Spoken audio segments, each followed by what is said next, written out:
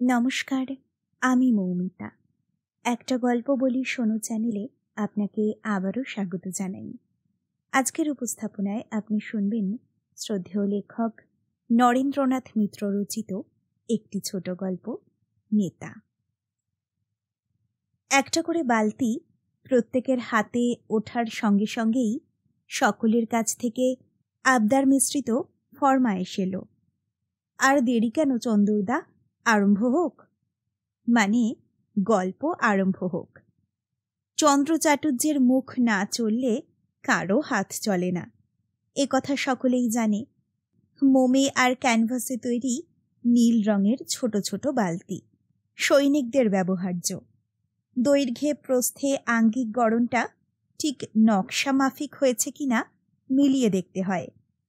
তলার চারদিকটা টিপে টিপে পরীক্ষা করতে হয় কোথাও ছেঁড়া ফুটো আছে নাকি, সব জায়গায় সেলাই পড়েছে কিনা যথাযথ। কন্ট্রাক্টররা যাতে বাজে মাল না চালিয়ে যায়, তাই সরকারি তরফ থেকে আমরা পরীক্ষক নিযুক্ত হয়েছি। যুদ্ধের কাজে লাগে না এমন জিনিস নেই। সৈনিকদের পায়ের জুতো, গায়ের গেঞ্জি, মাথার বালিশ, শোয়ার বিছানা থেকে আরম্ভ করে কত রকম আভরণেরই যে যাচাই বাছাই হয় এই ডিপোতে, তার সব নামও জানি নে, জানবার কথাও নয়। এক এক রকম জিনিসের জন্যে এক এক দল পরীক্ষক, এক এক দল শ্রমিক, আর পরিচালক হিসেবে বিভিন্ন পদের সামরিক উপাধিধারী এক একজন শ্বেতাঙ্গ। চন্দ্র চাটুর্যের কাছে গল্প মানেই অবশ্য আদি রসের গল্প। চাটুর্যে বলেন, আরে রস মানেই আদি রস, ও শুধু আদি নয়, অন্ত। জিজ্ঞাসা করেছিলাম, মানেটা কি হলো চন্দরদা? কেন লজ্জা দিচ্ছ ভায়া, মানেটা তো আমার চেহারাতেই আছে। তার স্বীকারোক্তিতে আমরাই লজ্জিত হলাম। আদি রসের কিছু কিছু অন্তিম আভাস চাটুর্যের চেহারায় অনুমান করে আমরা নিজেরাই একদা কানাকানি করেছিলাম। লোকটি ডাক্তারি পরীক্ষায় পার হলো কি করে? আলোচনার কিছু কিছু চাটুর্যের কানে গিয়ে থাকবে, কিন্তু সন্দেহজনক চেহারা সত্ত্বেও আমাদের মধ্যে চাটুর্যের প্রতিপত্তি নিঃসন্দেহেই বেড়ে যেতে লাগল। দিনে এক একজনের 1000 করে বালতি পাশ করার হুকুম, কিন্তু চাটুর্যে বাকেট প্রায় ছুঁয়েও দেখে না। কেবল যখন সাহেবদের আসতে দেখেন তখন এক একটা বালতি হাতে তুলে নেন। চাটুর্যের ভাগের কাজ ভাগাভাগি করে বিনা আপত্তিতে আর সবাই করে দেয়। চাটুর্যের কেবল রস জোগাবার ভার। গাঁজা, গুলি, চরস, ফুটস, কত রকমের নেশা আছে সংসারে। দেশভেদে তার নানা রকম নাম, উপভোগের নানা রকম প্রকরণ। বর্মী নেশা, ফরাসি নেশা, চীনে নেশা, যা চাটুর্যে সব চেখে দেখেছেন। সেই সব নেশার গল্প আমাদের প্রমত্ত করে তোলে। আমাদের অতুলের স্বভাবটা কিছুটা নাস্তিক গোছের। সে একদিন শ্লেষ করে বলেছিল, ও সব দেশেও কি পদধূলি দিয়ে এসেছেন নাকি চাটুর্যেদা? চাচে ভয়ানক চটে গিয়েছিলেন। দরকার কি বাবা, কলির গুপ্ত বৃন্দাবন এই কলকাতায় যথেষ্ট। চাই কেবল ট্যাঁকের নিচে পয়সা আর কপালের নিচে একজোড়া চোখ, এখানেই সব পাবে। আলোচনাটা একটু রুচিসম্মত করবার জন্যে আমি প্রথম প্রথম চেষ্টা করেছিলাম, কিন্তু বিশেষ কিছু ফল হয়নি। চাটুর্যের রসস্রোতে সব কিছু ভেসে গিয়েছিল। সুরুচি প্রসঙ্গে চাটুর্যে একদিন আমাকে আপোষে বলেছিলেন, প্রভুপাদ, তোমার তিলক চন্দন আর জপের মালা এখানে বার করে কাজ নেই, তাহলে কোম্পানির কাজ পড়ে থাকবে, সৈন্যরা বালতি পাবে না। আর দুদিন যেতে না যেতে আমরা দলকে দল অকেজো বলে বাতিল হয়ে যাব। এই কড়া রোদে 8-10 ঘন্টা বসে বসে যারা বালতি টিপবে, তাদের মনটা যদি একটু রসস্থ করতে চাও তো হাঁড়ি হাঁড়ি তাড়ি আমদানি করো। তুলসী পাতায় করে গঙ্গা জলের ছিটা দিতে যেও না। কই, এত তো সর্দারি করো, আমাদের মাথার উপর দিয়ে একখানা শামিয়ানা টাঙিয়ে দাও দেখি সাহেবকে বলে। প্রথমটা আমাদের পরীক্ষার কাজটা ঘরের ভেতরেই চলত। আমরা পরীক্ষকেরা বসবার জন্য পেয়েছিলাম সরু বেঞ্চ আর বালতি রাখার জন্যে লম্বা টেবিল। কিন্তু লরির পর লরি বালতিতে সমস্ত ডিপো যখন ভরে উঠবার জো হলো, অর্ডার এলো এক একজনকে 1000 করে বালতি পাশ করতে হবে। তখন একদিন খোদ বড় সাহেব এসে আমাদের সেই সাহেবী আসবাব বাতিল করে দিলেন। না হলে আশানুরূপ কাজ এগোবে না। ঘর থেকে আমরা প্রাঙ্গণে নেমে এলাম। বসবার কোনো নির্দিষ্ট আসন রইল না। কেউ বা একটু খবরের কাগজ, কেউ বা সাহেবকে লুকিয়ে বাতিল করা 5-7টা বালতি ঢেকে ঢুকে চেপে বসে। মাথার উপরে রৌদ্র উদ্ভাসিত নীলাকাশ, আর সামনে নীলাভ বালতি সমুদ্র। চাটুজ্যের খোঁজা খেয়ে সেকশন ইনচার্জ ডসনের কাছে সেদিন দরবার করতে গিয়েছিলাম। তিনি তখন এক কন্ট্রাক্টরের সঙ্গে গোপন পরামর্শে ব্যস্ত। বাধা পেয়ে বিরক্ত হয়ে বললেন, হয়েছে কি? সবিনয় বললাম, হতচ্ছাড়া রোদ বড় বেশি জোরে উঠেছে, চামড়ায় আর সহ্য হচ্ছে না। ডসন একটু হেসে বললেন, সত্যি নাকি? নিজেদের দেশের রোদ নিজেরা সহ্য করতে পারো না, আর 7 সমুদ্র 13 নদী ডিঙিয়ে আমরা বিদেশিরা কি করে পারছি? আসলে তোমাদের মতো আরামপ্রিয় জাত আর দুটি নেই। আমার গাটা একটু টিপে দেখে বললেন, ইস, ঠিক একেবারে মেয়ে মানুষের মতো নরম। এর চেয়ে তোমাদের গোটা জাতটা যদি পুরোপুরি মেয়ে মানুষ হয়ে জন্মাতো, যুদ্ধে অনেক বেশি কাজে আসতো। সাহেব হেসে উঠলেন। তারপর সস্নেহে আমার পিঠ চাপড়ে দিয়ে বললেন, যাও যাও, কাজ করো গিয়ে। রোদ আড়াল করবার ব্যবস্থা শিগগিরই হচ্ছে। সে ব্যবস্থা অবশ্য এখনো হয়নি। গল্পের ফরমায়েশ পেয়ে চাটুজ্যে জিজ্ঞাসা করলেন, কিসের গল্প শুনবে? শিবু দলের মধ্যে বয়সে সব থেকে ছোট, বছর 15-16 বেশি বয়স হবে না, কিন্তু চাটুজ্যের সাহচর্যে ইতিমধ্যেই বেশ পেকে উঠেছে। সে বলে উঠল, আজ আর কোনো নেশার গল্প নয়, রোজ রোজ গুলি আর চরস ভালো লাগে না, আজকে প্রেমের গল্প বলুন। চাটুজ্যে তার দিকে এক চোখ বুজে মুচকি হেসে বললেন, মাইরি, প্রেমের গল্প মানে তো সেই মেয়ে মানুষের গল্প। সেও তো এক নেশারে দাদা, গুলি চরসের চেয়েও পাজি নেশা। ও নেশার সবচেয়ে বড় অসুবিধা, ওতে আনুষাঙ্গিক লাগে। সাদা চোখে আর সাদা মুখে ও নেশায় আমেজ লাগে না। বলে চাটুজ্যে সকলের আগে শিবুর কাছেই আজ প্রথম হাত পাতলেন। কই দে দেখি। শিবু লজ্জায় লাল হয়ে উঠল। কি দেব? চাটুজ্যে তার দিকে তাকিয়ে অসংকোচে বললেন, দেখ, অমন সুন্দরীপনা করিস না। কি করতে কি করে বসি ঠিক কি আবার দিবি? বিড়ি? ঠিক এই সময় বড় সাহেব ক্যাপ্টেন উইলসন এসে উপস্থিত হলেন, আর সঙ্গে ডসন। অনেকক্ষণ আগে থাকতেই অলক্ষ্যে তাঁরা যে চাটুজ্যকে লক্ষ্য করছিলেন তা কেউ দেখিনি। সামনে এসে ক্যাপ্টেন গর্জে উঠলেন, ইউ ব্লাডি ওল্ড চ্যাপ, সকাল থেকে কেবল গল্পই করছে। সেকশনের কাজ এগুবে কি করে? ডসনের দিকে তাকিয়ে বললেন, তুমি কি পড়ে পড়ে ঘুমো? এসব দিকে লক্ষ্য করো না? উচিত শিক্ষা দিতে পারো না এই বুড়ো বাঁদরটাকে? সাহেব চলে গেলেন। সঙ্গে সঙ্গে উচিত শিক্ষার ব্যবস্থা তিনি নিজেই করে গেলেন। চাটুজ্যের একদিনের রোজ ফাইন হয়ে গেল। চাটুজ্যে কাঁদো কাঁদো ভাবে ক্যাপ্টেনের পা জড়িয়ে ধরতে চাইলেন। একেবারে মরে যাব স্যার। সাহেব ততক্ষণে অনেক দূর চলে গেছেন। আমরা সবাই বললুম, আপনার কোনো চিন্তা নেই চাটুজ্যেদা, এ ফাইন আমরা সবাই চাঁদা করে দেব। চাটুজ্যে বললেন, ওসব ছেদো কথাই আমি ভুলিনি, এই ফাইন রদ করো।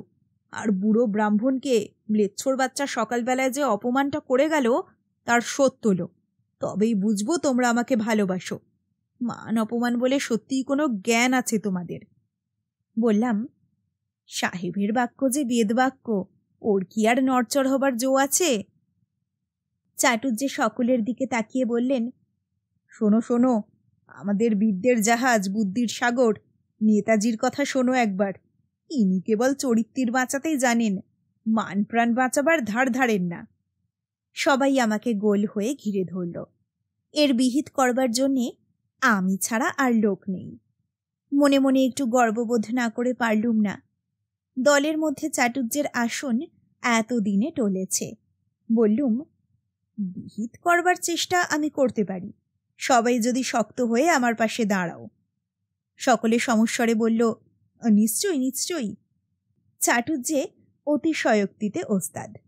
আমার হাত জড়িয়ে ধরে বললেন, পাশে নয়, পাশে নয়, আমরা তোমার পায়ের নিচে পড়ে থাকব যদি এই অপমানের প্রতিশোধ নিতে পারো।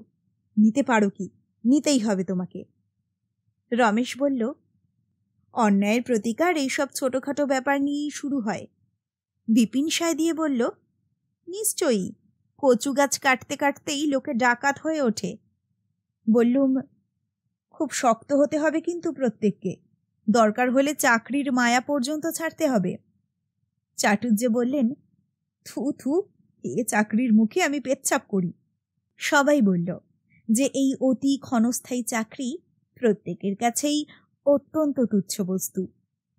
ডাসনকে গিয়ে ধরলাম, চাটুজ্যের ফাইন মাপ করতে হবে। ক্যাপ্টেনের ধমক খেয়ে ডাসনের মেজাজ আরও চড়ে গেছে। ডাসন মুখ খিঁচিয়ে উত্তর দিলেন, গোলমাল করো না, কাজ করো গিয়ে। আর ফের যদি বিরক্ত করতে আসো, তোমাকে শুদ্ধ ফাইন করব। তলে তলে তুমিও শয়তান কম নও। বললাম, সে তো বটেই, কিন্তু ফাইন তুলে না নিলে সেকশনের কাজ আজকে বন্ধ থাকবে। ডাসন দাঁতে দাঁত চেপে বললেন, বটে?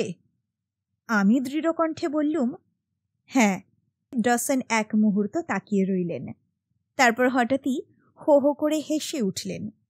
আচ্ছা ভট্টাচার্যা, ব্লাডি বুড়োটা তোমাকে কিসের লোভ দেখিয়েছে বলো দেখি? ওর ঘরে বুড়ি স্ত্রী ছাড়া আর কে আছে? বললুম, 17 বছরের অপূর্ব সুন্দরী একটা মেয়েও আছে, জানো না বুঝি? তারপর সেকশনে ফিরে গেলুম। কাজ চলছে না শুনে ক্যাপ্টেন সাহেব স্বয়ং আবার দেখা দিলেন। বললেন, সারবন্দি হয়ে দাঁড়াও, ব্যাপারটা আমি সব শুনতে চাই। যখন চরমতম অবজ্ঞাই আমরা করতে প্রস্তুত হয়েছি, তখন কৌতুক ছলেও এইসব ছোটখাটো আদেশ মানবার অভিনয় করা যায়। এতক্ষণ গোল হয়ে যারা জট পাকাচ্ছিল, সবাই আমার ইঙ্গিতে একই সরল রেখায় সমান্তরালভাবে স্থির হয়ে দাঁড়ালো। প্রথমে আমি, তারপর চাটুজ্যে, এবং পাশাপাশি আমাদের সেকশনের আরও জনা 25 এক্সামিনার। সাহেব প্রথমে আমার সম্মুখেই এসে দাঁড়ালেন। পাইপটা ঠোঁটের এক কোণে সরিয়ে নিয়ে বললেন, কি চাও তুমি? আমি বললুম, আমি নয়, আমরা। বাজে কথায় সময় নষ্ট করবার মতো সময় আমার নেই। তুমি কি চাও তাই বলো, কাজ করছো না কেন? এর ক্ষতিপূরণ কে দেবে? বললুম, আমাদের সম্মানিত চাটুজ্যে মশাইকে অন্যায়ভাবে গালাগালি এবং ফাইন করা হয়েছে, আর তার প্রতিবাদেই কাজ বন্ধ আছে। সাহেব বললেন, কিছুই অন্যায় হয়নি, তুমি কাজ করবে কিনা তাই বলো। ফাইন এবং গালাগাল প্রত্যাহার না করলে কাজ করা অসম্ভব। সাহেব বললেন, বেশ, তোমাকে ডিসচার্জ করলুম। ডাসন, একে একটা গেট পাস লিখে এখনই ডিপোর বাইরে বের করে দাও। তারপর চাটুজ্যের সামনে গিয়ে দাঁড়িয়ে বললেন, বুড়ো বদমাস, এ সম্বন্ধে তোমার কি বলবার আছে? চাটুজ্যে বললেন, আগে আগে আগে আগে নয়, কাজ করবে কি করবে না? চাটুজ্যে বললেন, আগে করব। তাহলে বাকেট তুলে নাও হাতে। চাটুজ্যে বাকেট তুলে টিপতে আরম্ভ করলেন এবং সঙ্গে সঙ্গে বাকি সবাই তার অনুসরণ করল। ক্যাপ্টেন প্রসন্ন হয়ে বললেন, হ্যাঁ, এই তো গুড বয়ের কাজ, কিন্তু যতক্ষণ সময় নষ্ট করেছ, ছুটির পরে ততক্ষণ থেকে এই কাজ সেরে দিয়ে যেতে হবে। সেজন্য কোনো ওভারটাইমের ব্যবস্থা হবে না, আগেই বলে রাখছি। ডাসন তাড়া দিয়ে বললেন, এসো ভট্টাচার্যা, ওদের কাজ করতে দাও। ডাসনের পিছনে পিছনে আস্তে আস্তে চাটুজ্যের গলা শুনতে পেলাম, আরে বাবা, ওটা স্থান মাহাত্ম্য। প্রথমে দাঁড়ালে ভট্টাচার্য যা বলেছে আমিও ঠিক তাই বলতুম, আর ভট্টাচার্য যদি আমার জায়গায় দাঁড়াতো, তাহলে তার ফলাফল দেখে ভট্টাচার্যও ঠিক তোমাদের মতোই একটা করে বাকেট হাতে তুলে নিত। নেতাগিরি জিনিসটাই আসলে এই, নেতাকেও নিজের ক্ষমতায় হয় না, অবস্থা গতিকে ধরে বেঁধে এক একজনকে নেতা আমরা বানিয়ে বসি, সেটা তার কপাল জোড়ও বটে, গ্রহবৈগুণ্যও বটে। ভক্তদের মধ্যে দু একজন বলল, ঠিক বলেছেন চাটুজ্জেদা, অবিকল তাই। আর সকলে চুপ করে রইল। আমার মুখের দিকে তাকিয়ে ডাসেনের বুঝি অনুকম্পা হলো। বললেন, ঘাবড়িও না ভট্টাচার্যা, আমি সব ঠিক করে নিচ্ছি। তোমাকে আমি সত্যি ভালোবেসে ফেলেছি। তুমি ভারী ভালো মানুষ। আমি শক্ত হয়ে বললুম, ওসব বাজে কথা রাখো, গেট পাসটা আমাকে দিয়ে দাও, আমি যাই। ডাসেন বললেন, অত নিষ্ঠুর হচ্ছ কেন ডার্লিং? একটু দাঁড়াও, আমি এক্ষুনি সব ঠিক করে দেব। ক্ষীণ কণ্ঠে বললাম, পাগলামি করো না ডাসেন। ডাসেন যেতে যেতে বললেন, পাগলামি তুমি নিজে করছো ভট্টাচার্যা। বাড়িতে তোমার অনেক ডিপেন্ডেন্ট রয়েছে, তুমি নিজেই তো সেদিন বলছিলে। তা আছে, আগের দিন লেট হয়েছিলাম বলে আজ রাত 3:30 চুপি চুপি উঠে জ্বর গায়ে উনুনে আঁচ দিতে বসেছিল সুমিতা। আমার নিষেধ শোনেনি। খোকাটার এমন স্বভাব হয়েছে, এক মুহূর্তও মায়ের কোল ছাড়া থাকবে না। সঙ্গে সঙ্গে কাঁদতে কাঁদতে উঠে গিয়েছিল সুমিতার পিছন পিছন। রোজ ওর কান্নায় আমার ঘুম ভাঙে। মন্দ হয়নি, বেশ একটা অ্যালার্মওয়ালা ঘড়ির কাজ চলে। উঠে বাইরে যাওয়ার সময় একবার সুমিতার মুখের দিকে চোখ পড়েছিল। জ্বরে আর আগুনের আঁচে মুখখানা আরক্ত। দেখছ কি? সুমিতা জিজ্ঞাসা করেছিল। কিছু না, আজও আবার জ্বর এলো নাকি? সুমিতা অদ্ভুত একটু হেসেছিল। আসুক না, জ্বর এলে নাকি আমাকে আরো সুন্দর দেখায়। বেরুবার মুখে একবার একটু ইতস্তত করে বলেছিল, পয়সায় যদি কুলোয় একটা বেদানা আনবে। তারপর একটু হেসে বলেছিল, সুন্দরের দর্শনই লাগে। ডাসেন ফিরে এসে বললেন, ঠিক করে এসেছি, আজ কয়েক ঘন্টার জন্য সাসপেন্ড। ওটুকু কেবল ক্যাপ্টেনের সম্মান রক্ষার জন্য। শত হলেও ক্যাপ্টেন তো, কাল সকাল থেকে আবার কাজে লেগে যেও। একটু ইতস্তত করলাম। চাটুজ্জের কথাকেই সত্য হতে দিলাম তাহলে।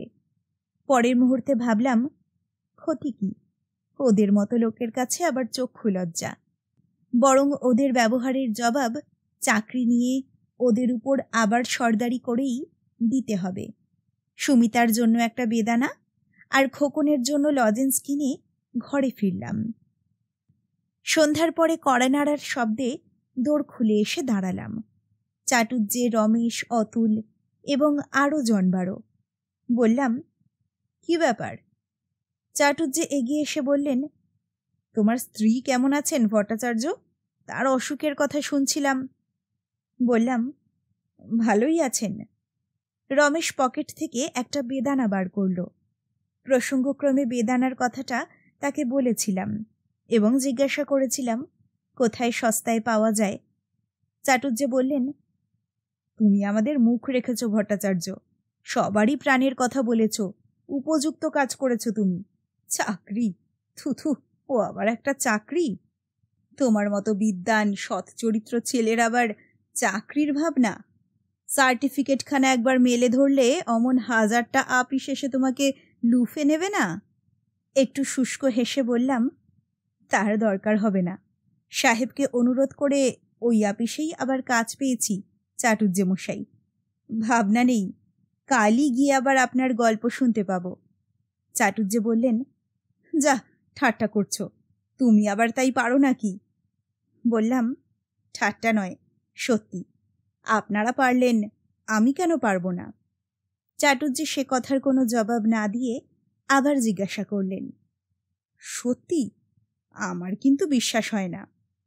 নীরস এবং নির্মম কণ্ঠে বললাম, না হলে আর উপায় কি?